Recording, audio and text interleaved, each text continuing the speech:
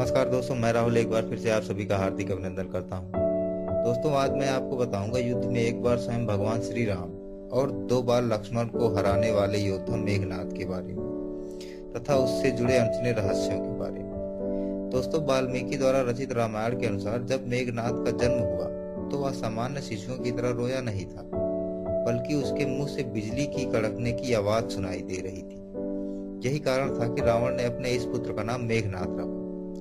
जब मेघनाद युवावस्था में पहुंचा तो उसने कठिन तपस्या के बल पर संसार के 3 सबसे घातक अस्त्र ब्रह्मास्त्र, पशुपति अस्त्र, वैष्णव अस्त्र प्राप्त कर लिए थे। मेघनाद ने एक बार देवराज इंद्र के साथ युद्ध लड़कर उन्हें बंदी बना लिया।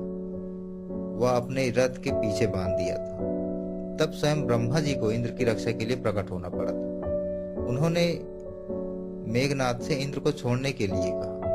ब्रह्मा जी के आज्ञा अनुसार मेघनाद ने इंद्र को बंधन मुक्त कर दिया। तब ब्रह्मा जी ने मेघनाद से प्रसन्न होकर उसे वर मांगने के लिए कहा। इस पर मेघनाद ने ब्रह्मा से अमरता का वरदान मांगा, जिसके लिए ब्रह्मा जी ने अपनी असमर्थता जताई, परंतु ब्रह्मा ने उसे उसके समान ही वर दिया और कहा, अपनी कुल देवी प्रत्यागिरा के यज्ञ के दौरान मेघनाद को स्वयं त्रिदेव नहीं हरा सकते और न ही मार सकते हैं। ब्रह्मा जी ने मेघनाद को इंद्रजीत की उपाधि दी।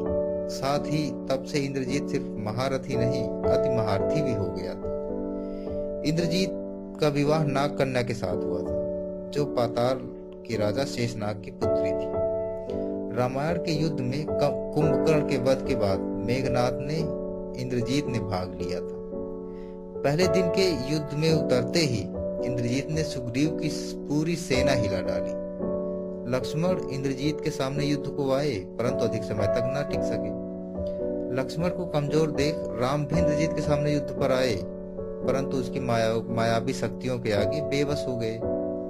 दरअसल युद्ध पे आने से पूर्व मेघनाद ने अपने कुल देवी का यज्ञ शुरू करवाया था, जिसके प्रभाव से वो उसका रथ अदृश्य हो जाता था। मेघनाद ने अपनी मायावी शक्ति के प्रभाव से राम और लक्ष्मण दोनों को भ्रमित कर दिया तथा मौका पाकर उन पर नागपाश का प्रयोग किया, जिसके प्रभाव से दोनों भाई मूर्छित होकर गिर पड़े। नागपाश से मूर्छित व्यक्ति अगले दिन का सूरज नहीं देख सकता था, परंतु हनुमान जी नागपाश से अपने प्रभु राम और लक्ष्मण को मुक्त कराने के लिए बैकुंठ लोक गए तथा वहां से नागों के शत्रु गरुड़ को ले आए।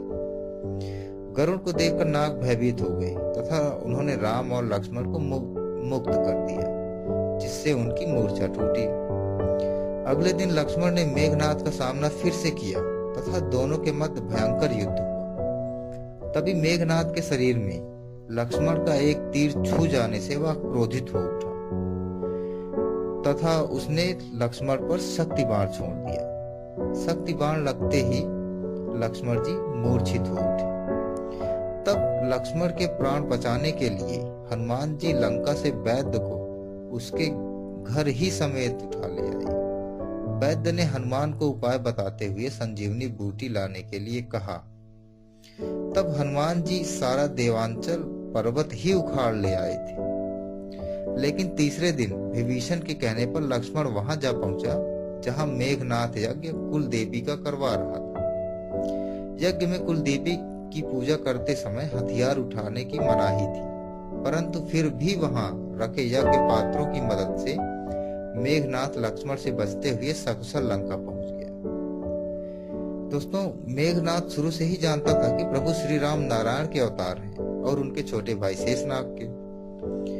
अतः उसने अपने पिता रावण को अनेकों बार समझाया और कहा कि प्रभु श्री राम से शत्रुता मोल लेनी नहीं चाहिए, परंतु रावण अहंकारवश तथा मेघनाद के पिता होने के कारण मेघनाद को रावण की आज्ञा का पालन करना पड़ा। अपने पिता की आज्ञा का पालन करने के लिए एक बार वह फिर से लक्ष्मण के साथ युद्ध करने के लिए गया, परंतु इस बार मेघनाद जानता था कि वह युद्ध में वीरगति प्राप्त को होगा। अतः युद्ध से पूर्व वह अपने सभी परिजनों से मिलकर गया था। युद्ध के दौरान उसने सारे प्रयत्न कर लिए, लेकिन वह विफल रहे। इसी युद्ध में लक्ष्मण के घातक बाणों से मेघनाद मारा गया। लक्ष्मण जी ने मेघनाद का सिर उसके धड़ से अलग कर दिया। उसका सिर श्री राम के आगे रखा गया। वहां वानर और रीछ उसे देखने लगे। तब श्री राम ने कहा कि इसके सिर को संभाल कर रखो। दरअसल श्री राम मेघनाद की मृत्यु की सूचना मेघनाद की पत्नी सुलोचना को देना चाहते थे। उन्होंने मेघनाद की एक भुजा को बाण के द्वारा मेघनाद के महल में पहुंचा दिया। वह भुजा जब मेघनाद की पत्नी सुलोचना ने देखी तो उसे विश्वास नहीं हुआ कि उसके पति की मृत्यु हो चुकी है।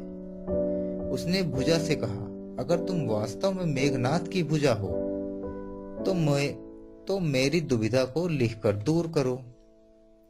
सुलोचना का इतना कहते ही भुजा हरकत करने लगी। तब एक सेविका ने उस भुजा को खड़िया लाकर हाथ में रख दी।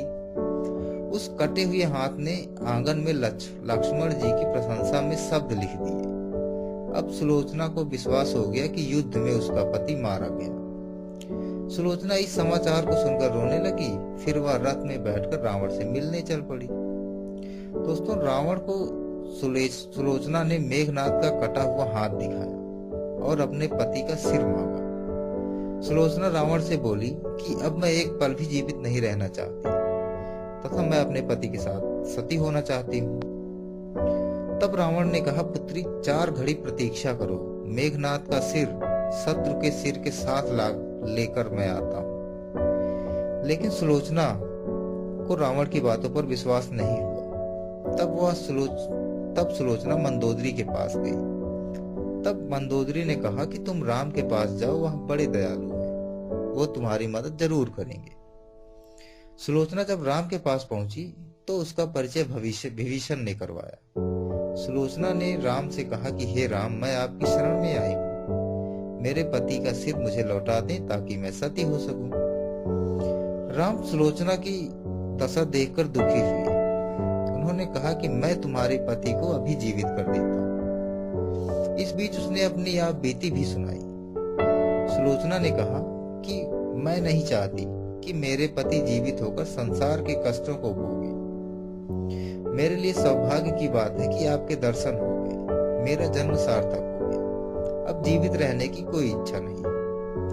राम के कहने पर सुग्रीव मेघनाद का सिर ले आए, लेकिन उनके मन में यह शंका थी कि मेघनाद के कटे हाथ ने लक्ष्मण का गुणगान कैसे किया। सुग्रीव से नहीं रहा गया और उन्होंने कहा कि सुलोचना की बात को तभी सच मानूंगा जब यह नरमुंड हंसेगा। सुलोचना के सतीत्व की यह बहुत बड़ी परीक्षा थी। उसने कटे हुए सिर से कहा, हे स्वामी, जल्दी हंसिए, वरना आपके हाथ ने जो लिखा है उसे ये सब सत्य नहीं मानेंगे। इतना सुनते ही मेघनाद का सिर जोर जोर से हंसने लगा। इस तरह सुलोचना अपने पति का कटा हुआ सिर लेकर लंका वापस आ गई। दोस्तों, अगर आपको ये कथा अच्छी लगी है तो हमारा चैनल जरूर सब्सक्राइब करें। वीडियो देखने के लिए बहुत बहुत धन्यवाद।